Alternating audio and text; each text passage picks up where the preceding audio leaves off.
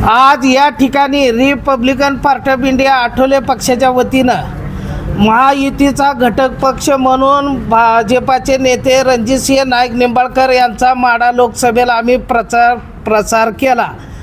त्यानंतर सांगोला विधानसभेचे आमदार शहाजीभाऊ पाटील यांना महायुतीच्या माध्यमातून जागा मिळाली। त्यावेळेस Republican party of India Athawale पक्षानं शहाजीभाऊ पाटील यांचा प्रचार व प्रसार केला।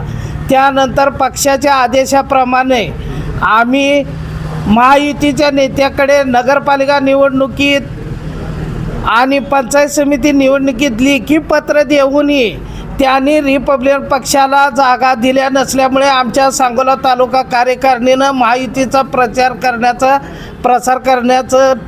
करायचा नाही असे सर्वानुमते ठरले होते।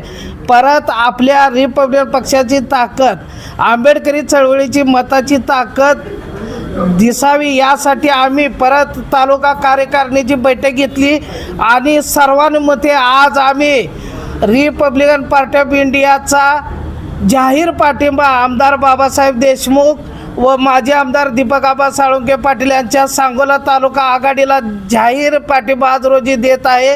रिपब्लिकन पक्षाचे जिल्हा कार्यकारिणीचे पदाधिकारी, तालुका कार्यकारिणीचे पदाधिकारी, मातंग आघाडीचे पदाधिकारी, युवक आघाडी सर्व पदाधिकारी आजपासून आम्ही प्रचारात सक्रिय सहभाग नोंदवणार आहे आणि माजी आंबेडकरी चळवळीच्या रिपब्लिकन पक्षाच्या आठवले साहेबांच्या मानणाऱ्या सर्व मतदार बंधू भगिनींना विनंती आहे की आजपासून सांगोला तालुका विकास आघाडीचं चिन्ह नारळ आहे। या नारळ चित्रासमोर बटन दाबून आपण या आघाडीला विजय करावा असं मी रिपब्लिकन पक्षाचा तालुका अध्यक्ष या नेत्याने जाहीर करतो। रिपब्लिकन पार्टी ऑफ इंडियाचा आठवले साहेबांचा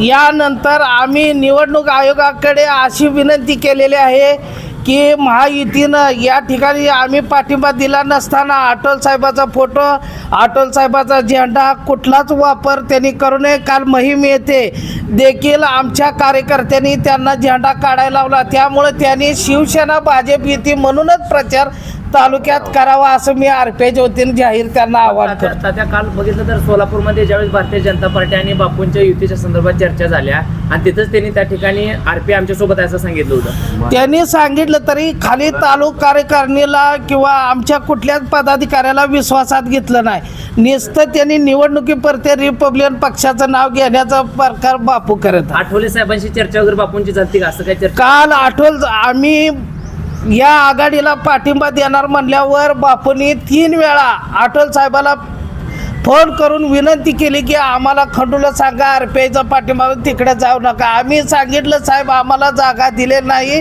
त्यांनी उमेदवारीला 25 लाख रुपये मागितलं पंचायत समितीला एका जागेसाठी बापूंनी, त्यामुळं आम्ही त्यांचा प्रचार करणार नाही। कालच अटल साहेबाच्या कानावर सगळी तालुक्याची वस्तुस्थिती सांगितलेली आहे।